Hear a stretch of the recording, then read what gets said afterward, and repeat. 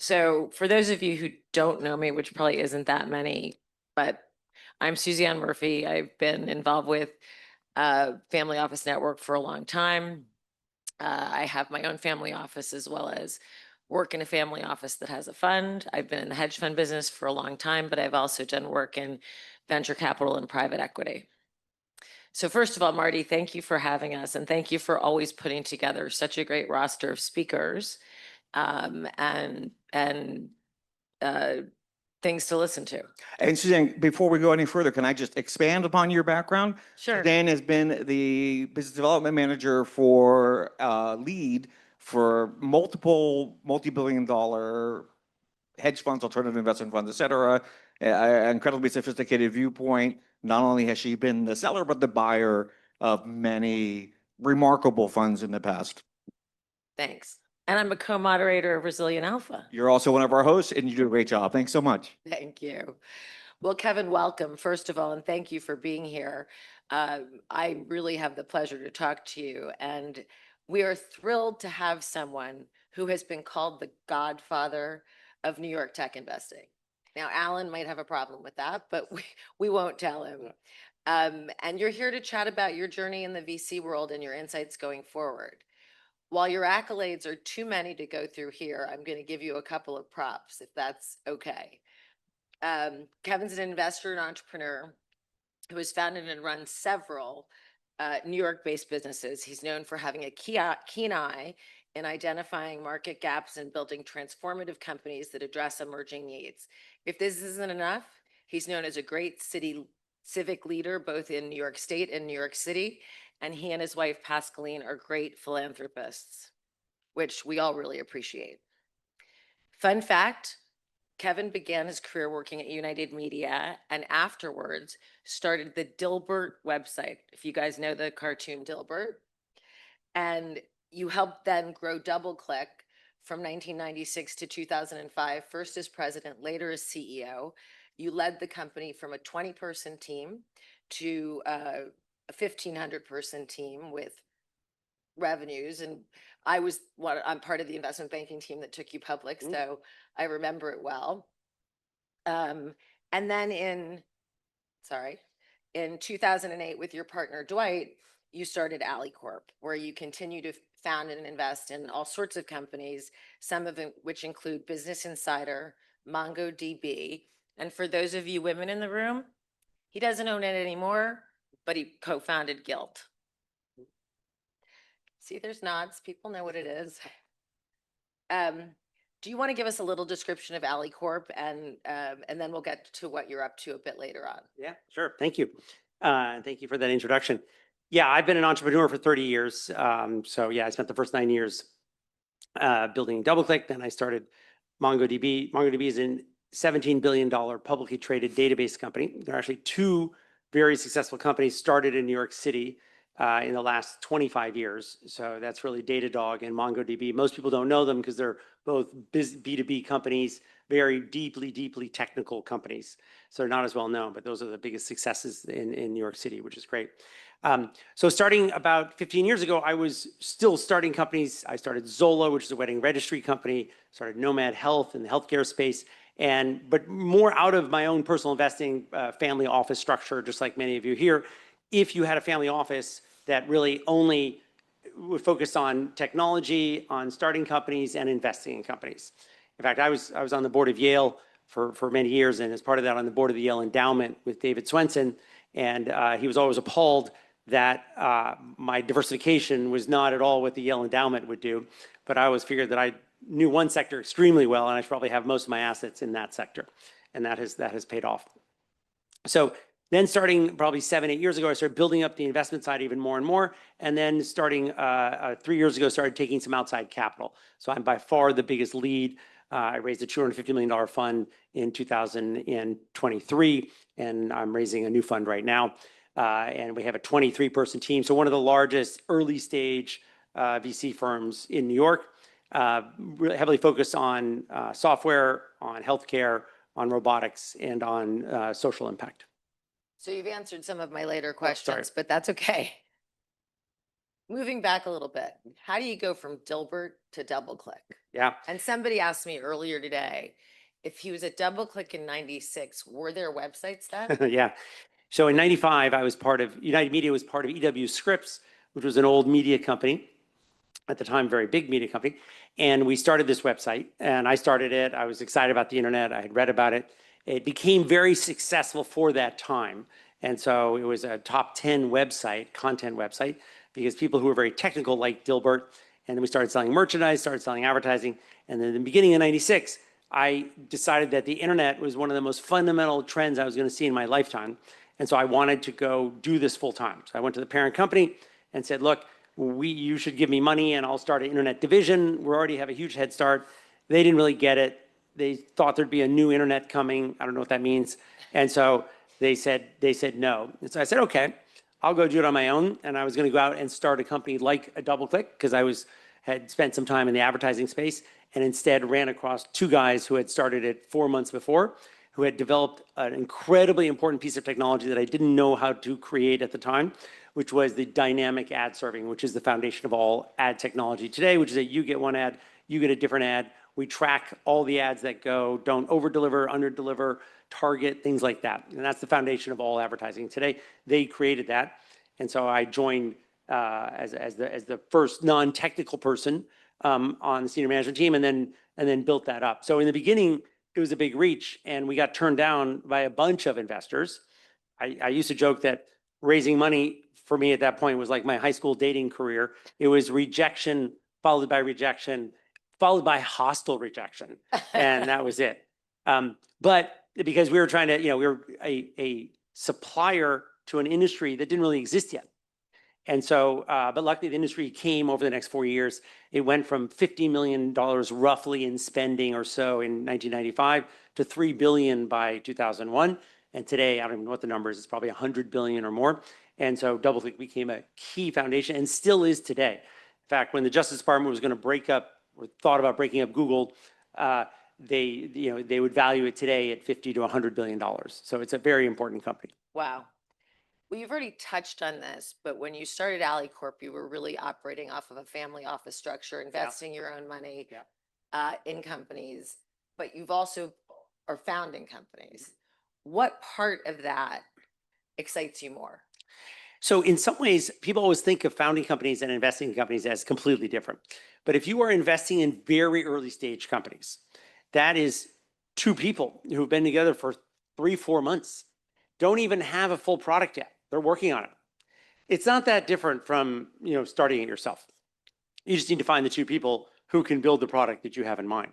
So that's why, I'm very organized on an industry group level so that people understand what are the needs. And knowing what the needs are in an industry is the same if you want to invest in something or if you want to start it. So we've done both side by side and done both of them successfully. I have started successful companies in the pharmaceutical space, which I normally don't do that much, but I'm very present in psychedelics for mental health.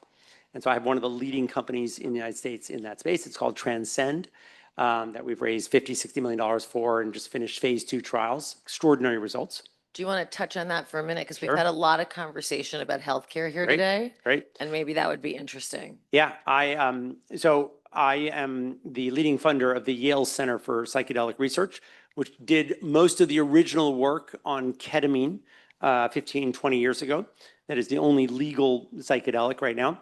And they've been doing a lot of work on psilocybin and other things. So I've been very present as a nonprofit donor in the United States over the last 7 or 8 years. And as part of that, saw the opportunity for new compounds that you haven't heard of. So this could be, everyone knows psilocybin, everyone knows MDMA, everyone knows LSD, just because those are the compounds that are fun to take at a club. Those aren't necessarily the only compounds. There are 300 of them. And so we went through and found a compound called methylone that has particular characteristics for PTSD that are very, very good and have some advantages over the other compounds. And so we've gone through phase 2 trials right now, and we'll begin phase 3 trials in January. And the results are extraordinary. Well, congratulations on that. Another thing you already touched on a little bit was you started taking outside money a few years ago, and you're in the process of raising fund too. Why? Yeah, Why do you need the aggravation? Yeah. No, and the reason for that is that I by 2019, 2020, realized I was sitting there having had a decade of investing that had done extraordinarily well. So over that time, $150 million invested, had more than a 50% IRR during the entire decade, had built up a very good team, and then started thinking about the fact that I have all my net worth locked in. It's going to be locked in for 10 or 20 or 25 years. And so I need to think about succession planning. And so the role model for me, what I am in the process of creating, is similar to what Bessemer and what Venrock created. Those were family offices. And then at some point they said, look, we want to have a sustainable amount of capital that comes from outside, that sustains you for a long time, from outside investors, as well as a team that's not reliant on me. And so that's what I created in the last 5 years. And I'll be around for a long time, but not forever. I have a conference on longevity, but it's still, we're not going to make it all the way. So I need to build up that team and, have something that can be around in 25 years. You've run a studio model in venture and done investing. Yeah. How are they different? And As I was saying, I think a lot of it relies still on industry knowledge. If anyone here, if I said, do you have any ideas in the chemical industry about what you should start? You'd probably be like, I don't know anything about the chemical industry. Of course, I don't have any great ideas. But if you've worked in the hedge fund industry or something, you might have, there's a better chance you have ideas. Oh, you know what? It's very hard to find this one product, or there's an opportunity right here, or the pricing is too high by certain vendors here. It's an oligopoly. I think I can undercut them. Whatever it is, you would know those things. So that's why I think it starts with industry knowledge. And early stage investing, as I said, is about building companies. We don't run spreadsheets. Because what are you gonna do? Two guys, come to you with a PowerPoint presentation. I actually came up the CFO route. I don't tell anyone I have a CFA. I have a deep financial background. There's no point in running a big model at that point. The question is this the right team to build the product? Is the product gonna be differentiated? Does the world need this product? And sometimes you get it right, and sometimes you don't. You're having to build for an industry 3 to 5 years ahead of you. I always tell people, it's like surfing. You're trying to catch that wave. If you're too early, you miss it. If you're too late, you miss it. Once in a while, you catch that wave right, like Doubleclick did, like Gilt did for a while, like Mongo did, like Transcend is right now. I have a lot of AI companies that are catching that wave, and sometimes you don't. And that's what's so fun, and that's why this is the most interesting intellectual thing to do. One last point I'll just make is that when we have an offsite, we put up the numbers 2035 because we need to think about where is the world going to be in 2035. Not just the world, but the industry. Where's the pharmaceutical industry going to be? Where is the healthcare industry going? Where's the real estate market going? Because if we start building something, it's going to take 5, probably 10 years to get to be big. And so we need to think of a fundamental trend that we feel good about, that we're going to build for the future. And that's an exciting thing to do, and it's a hard thing to do. so if you think about the world that way, if I asked you a broader question, where's VC in 25 or 30 years? Yeah, I actually don't think right now that I see that it changing that much.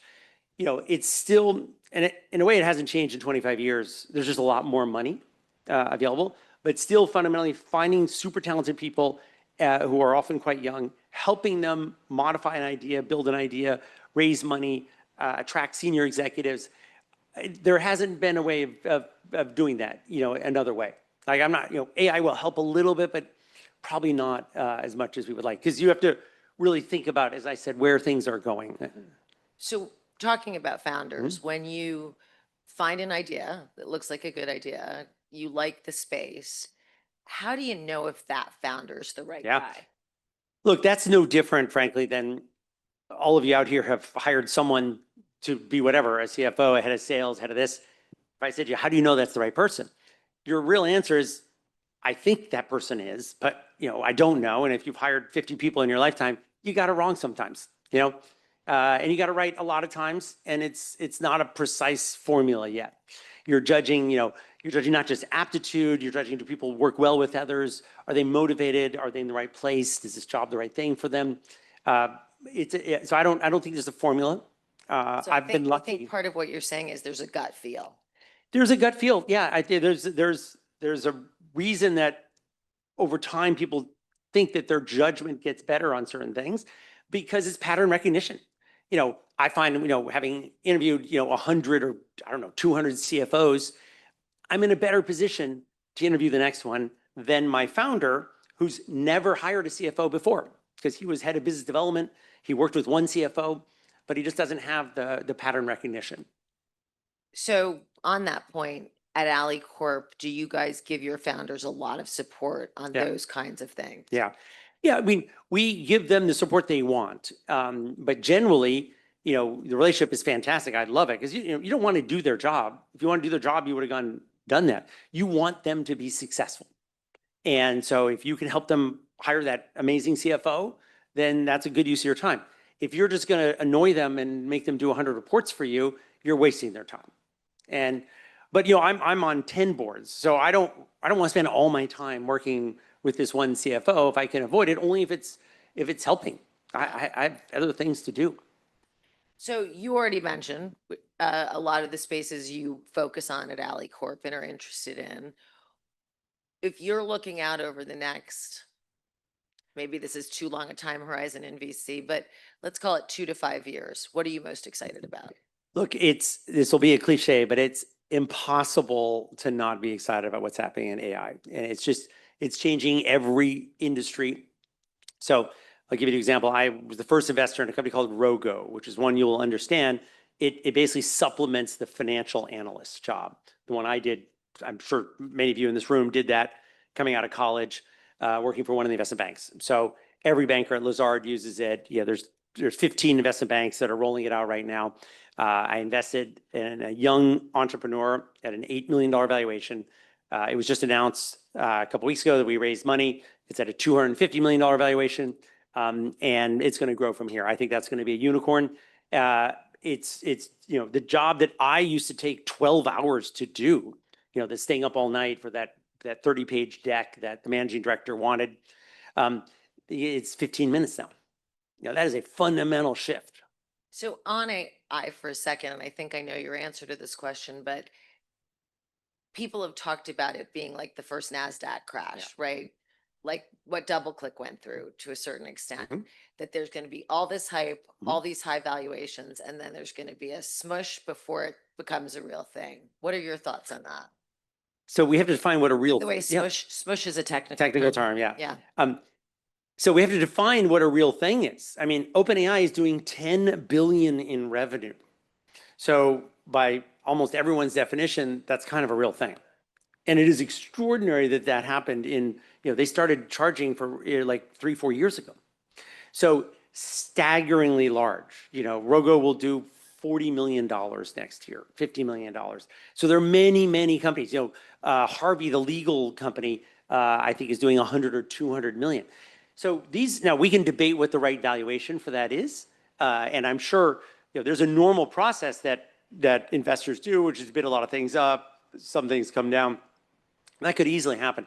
But in some ways, like the internet, the values today of the market, the conclusion we have over that crash in 2021, which many people reveled over, was that the crash was wrong. The valuations before that were right. The proof would be if you could buy those shares in 2001 today, would you have Doubleclick at 500 million? It's worth 100 billion today. And that's one of 25 companies like that. So I'm sorry that the financial markets bailed on a fundamental industry, but the markets were wrong. So this is a question that we didn't talk about that I'm going to sort of pounce on you about, but I'm sure you've heard it before. We've talked about a bunch of your successes, which have been phenomenal, and you've had more than one unicorn. Tell us about a failure. Oh, yeah. And what you learned. Yeah, we don't have enough time to talk about all failures because I've had multiple companies that I've started that didn't work. And mostly you just don't get product market fit or you're ahead of the wave. So 3 years ago, we did a deep analysis in the shipping industry. The shipping industry still does things on pen and paper or best case Excel. Doesn't make any sense. Eventually that will change. And so we started a company. We interviewed 40 people in the industry. Everyone said, yeah, it should be done better. We looked at the procurement process. You come into a port in Caracas and you need a whole bunch of things. Where are you going to get them? So there should be a better process. There's no sort of Amazon for that. Anyway, a company called Port Shop. We started it. We put a couple $1 million in, hired a team, went out there, built the product, and couldn't get people to switch. So either that was us, the industry's not ready. No one else has gotten them to switch yet either. Maybe we were 5 years early. In a way, we'll never know. Maybe it's who works in that industry. Yeah. But it's just hard to get adoption. Yeah, and look, all these industries eventually do switch, but some are 5 years later, some are 10 years later, and we were too early there, and so that happens. But you have to sort of move on and think. You have to think of yourself as a professional baseball player.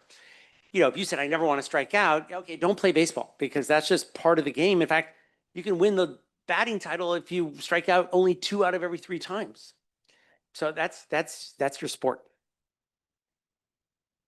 You've been a leader in New York's tech scene for a long time. It's because I'm very old at this point. That's really the takeaway. No, tech people, VC people start out when they're 12, Yeah. though, as we know Yeah. from Bill Gates and Yeah. others. But what advice would you give the new mayor coming into New York Yeah. City, whoever it might be? Okay, I won't comment politics. I was tempted for a minute, but I won't. No, and I've met with all of them recently, all the candidates I'm vice chairman of the New York City Partnership, and so we host the various people, and so I've met with Mamdani, and I've known Cuomo for a long time, and I hosted Stringer. These are not endorsements. I'm just for Cuomo. I did on various committees for Cuomo. Look, my role in general for the last 20 years is if the mayor or the governor or Schumer or Hakeem need help on something from the tech industry's point of view, I should be one of the people. I'm happy to provide that. But you didn't let me finish Yeah, the question, sorry. which was, Yeah. what advice would Yeah. you give them to continue to promote New York City as an important tech hub? So the first thing to remember is that it's not that first of all, New York City is a bigger success in tech than even the people in this room think it is. I mean, it's staggering. 1996, we had no technology, no startups. I couldn't find a lawyer who had ever taken a tech company public.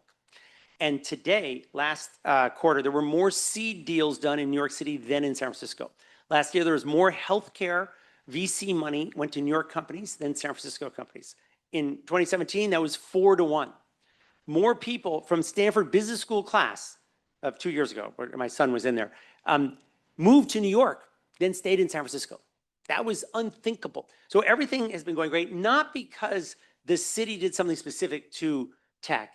It's because New York City has what tech needs. You know what it needs? Super smart people from the top universities who are 24 years old, who come here because it's the greatest city and they can go to bars and clubs and meet friends and meet a girlfriend and all these things. They come here. And that's our raw resource. And New York has become more livable. That's why we all live here. But for those of you who were here with me in '85, it was edgy. It was edgy. And today it's much, much, much, much safer. Murder rate's down to 85%. So just continuing all of that quality of life thing is the most important thing.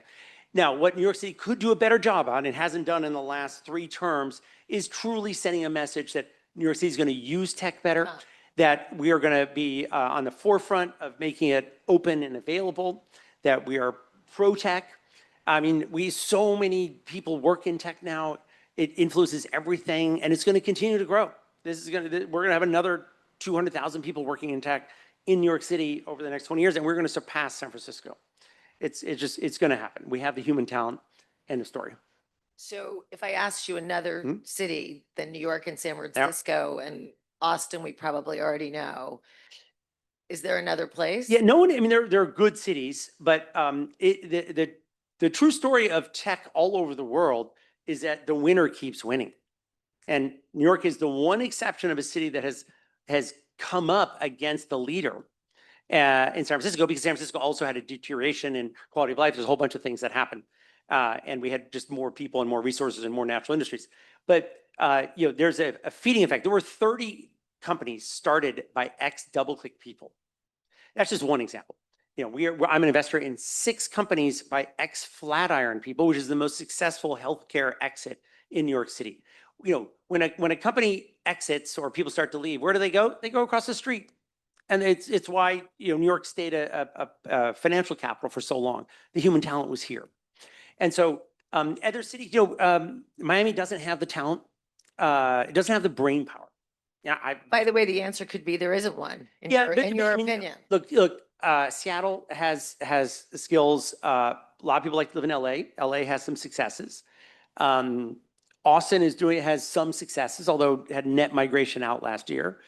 Miami, because it draws financial people and crypto people, because it's so tax driven.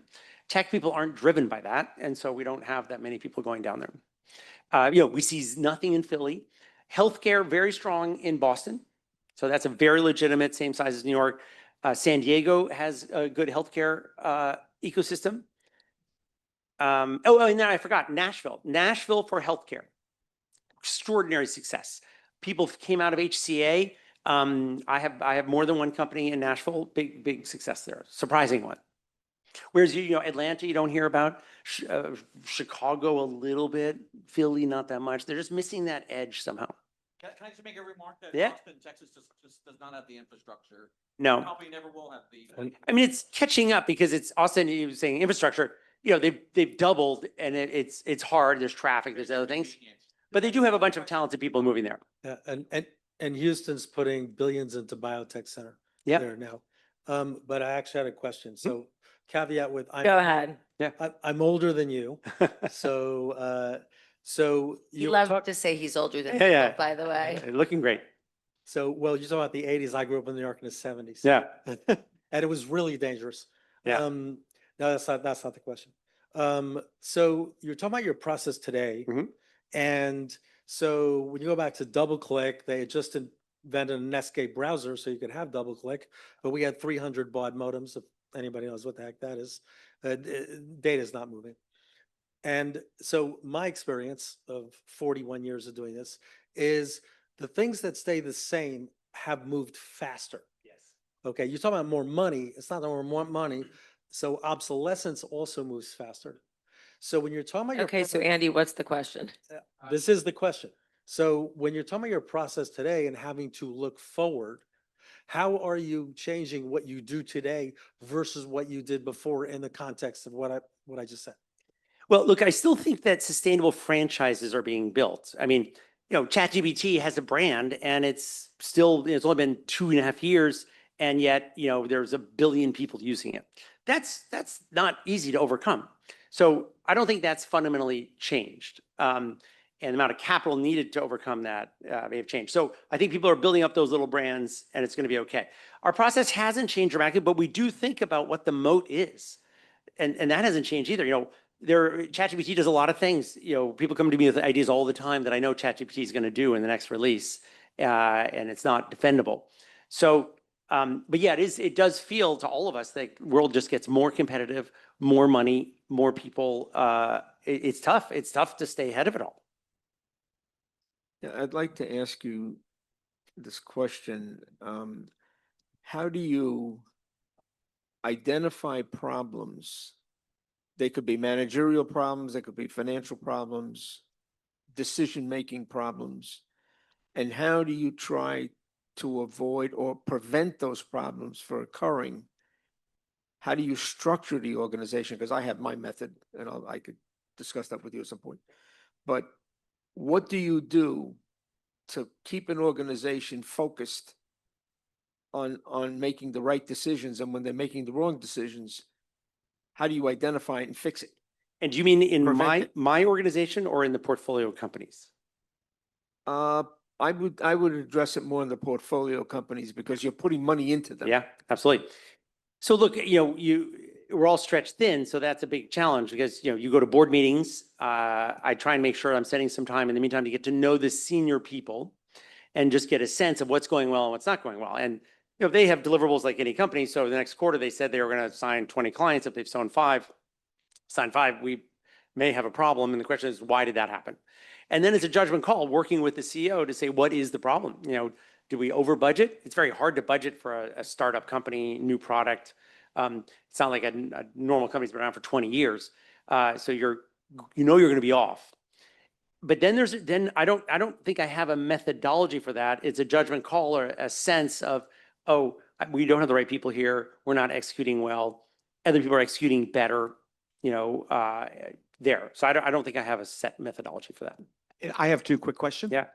Web 3.0 has been around for a long time, but it seems like Web 2.0 keeps on chugging along. And so that's number one, Web 3.0 versus Web. What is your definition of Web 3.0? Distributed. Okay.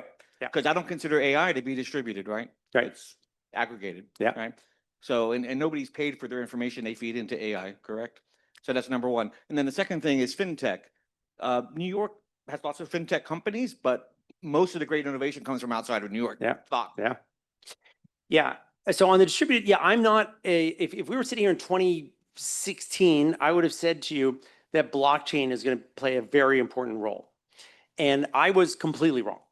And so over the last 4 years, I realized that blockchain is not, it's an inferior database structure, that it's solving a problem that doesn't exist. The internet is very fast. It works well. I can use my credit card in Lagos. There were a bunch of people here who would disagree with you today, by the way. Yeah, but when does your credit card work everywhere, which is a centralized database? Does your phone work in most places? We have a higher and higher standard all the time, but by and large, it works really well. And you may notice that you haven't seen one headline in the last year of a major company saying, oh, JP Morgan, we're going to put everything on the blockchain because it just works better. It just doesn't.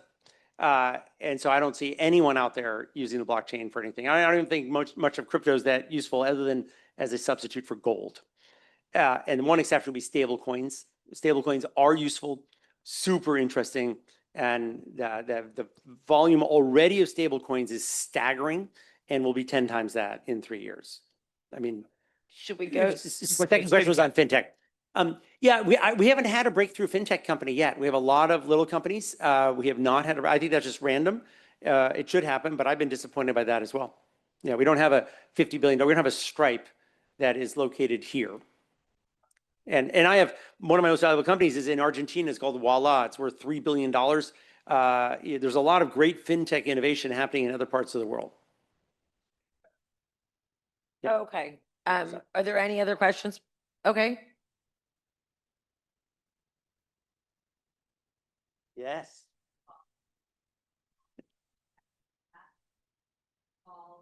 That you be here today, number one. Number two, that you be here today Good to see you. Trick question. Yeah.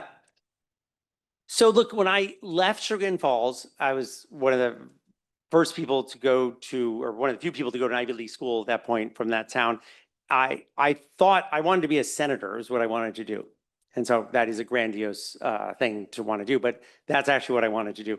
Then I You know what, decided. though? I think you picked a better. Yeah. My dad was a minor league baseball player in the 50s. He said, thank God I went to Wall Street. We all did better. Yes.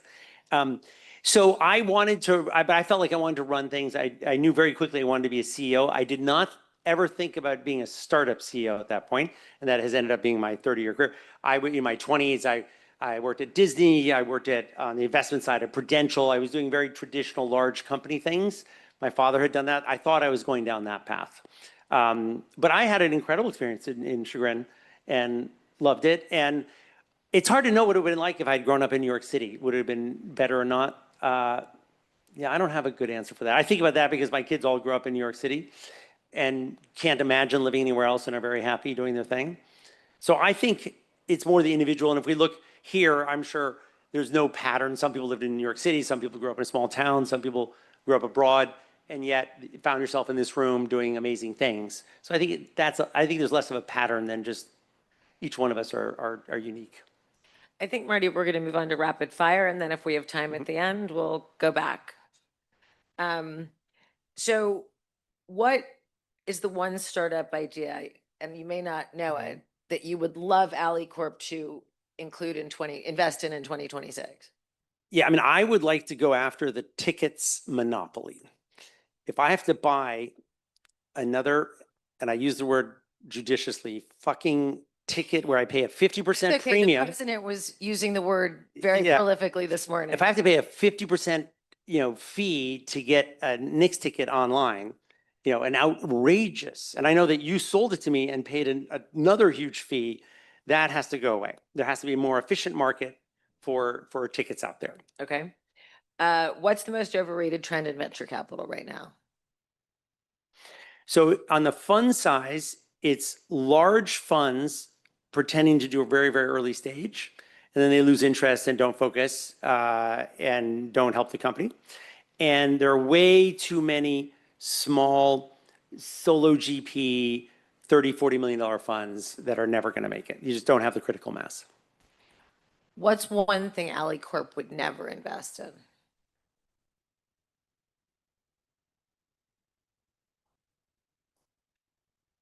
I mean, we try and think of the things that we don't think are making the world a better place and stay out of those. So, pre-Ukraine war, I would have said we don't do anything in offensive weapons. Although I would like Ukraine to do better. I look at other products that I think are not, I mean, I'd be very careful on social media. We've never done anything in that space just because I want to make sure I think it is making the world a better place. Other than that, I'm pretty open. There are more subtle things. They're just things I don't find interesting. Like little tools, little productivity tools that people work on, and someone should do that, but I don't find it that interesting. I'm not even that interested right now in small vertical software things, SaaS tools. I just find them kind of boring at that point. I want to be excited and think that this is really, helping people. That's why I do more healthcare than I did in the past. That's why I do more mental health than I did in the past. AI I find fascinating. So there I'm excited about. if you had a mentee at Yale or Stanford, where your son, I think you said your son went to Stanford, or ESA, where you went to business school. I don't know if I pronounced that Yeah. correctly. INSEAD, yeah. But if you, NCAD, sorry. If you had a mentee there and they said, you've got to give me one piece of advice going into the I really want to be a venture capitalist. Yeah. I need one piece of advice. What would that be? Yeah, I know so- that's a really hard question. No, but the first thing is I don't think people should go into VC in their 20s. That what makes you credible as a VC when you're helping a young founder is having done it. If you want to be a general, at some point you got to be out there, fighting and doing what soldiers do. So you are credible, directing those people. You can't just sit behind your desk your whole life. And so for us, you at some point you need to start a company and be out there and raise money and failed and learned, and then you can help someone then. So I think it's better to enter later. I don't know where we are on time. There's a question, Yeah. 2 questions in the back. Taking the heat off me. It should be on. If you take a look at the companies that you've been involved in starting, where you start out with a theme that you thought something should happen versus those where someone came to you with a product and a team, what are the critical things different that you think you bring to the table? Yeah, I still don't look at it that differently. I mean, in theory, when someone comes to you with if they already have a product out there, it's just less risk. Now, I'm also paying a much higher valuation for that. It's a later stage because there's, when I start, there's no team, there's no person. Once the person comes, I can think, oh, I think the CEO is amazing. I think it's a good fit. So it's just been slightly de-risked at that point. But you have to think of a startup as having like 8 different levels, idea, and then first money in. Sorry. And so that it's just a level earlier. There's still so much to go. At Mongo, $18 billion company, in end of year 3, we had no revenues, which is not good. So because we were giving away the product, so there was still, if you said, was there still risk? Of course, there's enormous risk. No one had paid for our product. So we couldn't figure out pricing, all kinds of things. And yet that company does $2 billion in revenue right now. So yeah, I think it's more just a risk profile there. There was another question in the back to the left. So one thing that San Francisco, I think, does really well is support young founders, things like Y Combinator. I don't really see a lot of that happening on the East Coast per se. So do you think that it's important for VCs to support young founders and maybe create accelerators like YC for the East? So it's an interesting question because I mean, Techstars is here, so that we have many. There are probably 30 incubators here. So we do have tons of them. None of them are as successfw or as well known as Y Combinator. So that is true, but it's not. There's so many of them here, all over. And actually, you mentioned Fred Wilson. I was with Fred 6 weeks ago, and I said to him, I said, Fred, we need to start the New York YC. That is something we need, just brand wise, because people actually move for YC, and so we just need a better program. But that's not easy. That's easy to say and not easy to pull off. So yeah, that just hasn't emerged yet. And by the way, I'll say that while I'm a huge proponent of everything that New York has done, and it's been incredible to see what's happened in 30 years, New York City still, San Francisco still has crazier founders. And I mean crazy in a good way. We still are slightly more sensible, earlier to think about revenues and profits and things like that. But if you're really literally talking about starting a company to go to the Mars, more of that comes out of San Francisco. It's slightly autistic, but some really, really talented people, and that's very special. On this topic, one of the things that is not part of the question, but one of the most disturbing things I'm watching now, and we're all watching, is the potential harm/destruction of our academic funding for science. And when I go abroad, here's what I don't understand. I was in London 2 weeks ago. Everyone is like, oh, US has a lot of problems. You have gun deaths, you have overdose deaths, you have a whole bunch of things that your country is terrible at. The one thing we bow down to you, the United States, on is that our most talented people from Italy, India, Serbia, China come to the United States to do deep science research because you have the money funded by the government, and they then get funded to start a company that becomes a $1 trillion company. And oh my God, how come we can't do it the way you do? Yeah, but we as Americans pay more for those drugs than they end up paying. Yeah, that has nothing to do with this issue, though. That's a separate thing. I understand. Yeah, which is just a bad government choice on our side, but it has nothing to do with that. We're the ones that offer the patents and things, so we can control that. So yeah, I don't understand why we're, everyone knows that most of our 50% of our tech founders are immigrants coming in that are unbelievably talented. We're the Premier League in soccer of academia. Premier League's not good because they're English players. It's good because they have Norwegians and Egyptians and other people who they brought and who are awesome, and it makes their league much better. So I don't get this. So I know the answer to this question because I'm old enough. I'm not sure Andy's old enough, and Marty might be old enough. You're young, okay. But tell us about the name of Ali Corp. Oh yeah, just the name for the New York tech community is Silicon Alley. And so since 60-70% of what we do is in New York, and we're very, very New York focused. And I made this bet, 30 years ago, not to move out to California, to be in New York, that I thought that Ali Corp, reflected the Silicon But you Alley. put that sign over Doubleclick, And so then as part of that, I put which this you got huge sign. criticized for at the Yeah. time. So in 97, 98, we put up this huge sign right behind the Flatiron building that said, "Welcome to Silicon Alley," from Doubleclick. And if you were a reporter, there are all kinds of articles being written about Silicon Alley. If you came here, it's a little bit like Silicon Valley. If I said, go to Silicon Valley, where do you go to? And you're like, I don't really know where to go. There's not actually a valley that has silicon in it. So you don't know where to go. So no one knew where to go. So everyone went and took a picture in front of the Flatiron building, which was iconic New York, and that billboard. So our billboard was all over the world. And I told our marketing guy we probably shouldn't do it in the beginning, but then it worked really well. So I claim credit for it. Okay. Changing gears just a second, because we're going to run out of time. You are very philanthropic, and you are very involved in lots of different things, from civic issues to healthcare to school boards. If you had to pick one thing that you've done in the philanthropic world, what would you be most proud of? Yeah. So it's probably not the one you would think. I was involved with a lot of big international nonprofits, Doctors Without Borders, Human Rights Watch, Mercy Corps, and then I was on the board of INSEAD, I was on the board of Yale. University of the People, which is something you don't know, is a university started 15 years ago. It's an online university aimed at refugees, basically at poor people all over the world, including the United States. So my wife and I got involved, and there were 5,000 students, and today there are 150,000 students So it's something you've never heard of that's already bigger than the entire Ivy League.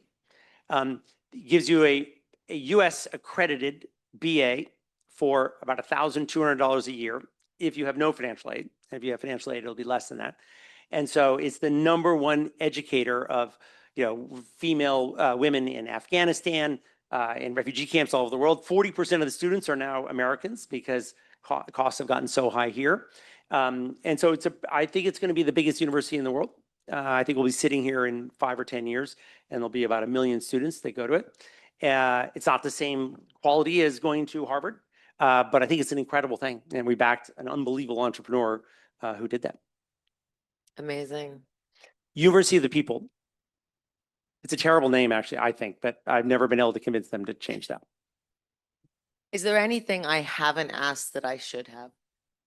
No, I mean, I'm excited to be here, and I think that, tech, universities and then tech and startups have been the thing that have moved the world forward in the last 50 years. So electric cars, anything, those all started as startups. It wasn't a GM, moved the world forward in the last 50 years from a breakthrough point of view.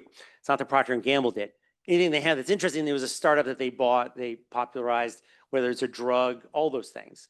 And so that's the most enjoyable thing. And I think that the role of technology, whether it's in biotech and software and AI, is only going to be more important in the next 25 years. That is the single best bet you can make. We all saw the numbers, a decade ago when, the oil companies and Walmart were the biggest companies by market cap, and they've just been dwarfed. They don't even exist now because tech is so, the software eating the world thing has become so significant. And I don't think that's over with. I don't see anything changing that. I see now the technology role, in a car is going to be 50% is going to be semiconductors. 50% of the value of a car. That car has shifted completely its value. It looks exactly the same from the outside. It's now a computer with 4 wheels. Products, whether they're products that are being made in a field in Kansas, the role of technology is becoming important there. So that's not going to change. And that's what makes it so fun, is thinking about what's going to happen. All right, so I have one last question. If you weren't doing this, what would you be doing? I would 'Cause you be- don't have to. No, do I'd be, this. I gave it up 7 years ago, but I, until then, still thought I would go into politics at some point. I did vaguely consider, but I didn't do it at all, and I'm never going to do it, running for mayor 8 years ago. And I think that's But an we need incredible, you. it's an incredible job. It's one of the best jobs in the States. You can really impact the entire world. So I'm never going to do it, but next generation will have to do it. Is that because your wife said no? No, I started, among other things, started going to Burning Man 8 years ago. That takes you off the list for a variety of reasons. It is the best week of the year. So if you haven't been, you've missed out. But no, I don't think I'd be a good candidate. I don't want to do it anymore. No. Well, Kevin, I can't thank you enough for being here. This has been a fascinating conversation. I know we weaved around and we went off script, but knew we would. Hope you'll come back someday and hope you'll keep us in touch with what you're doing. Thank you so much. Thank you.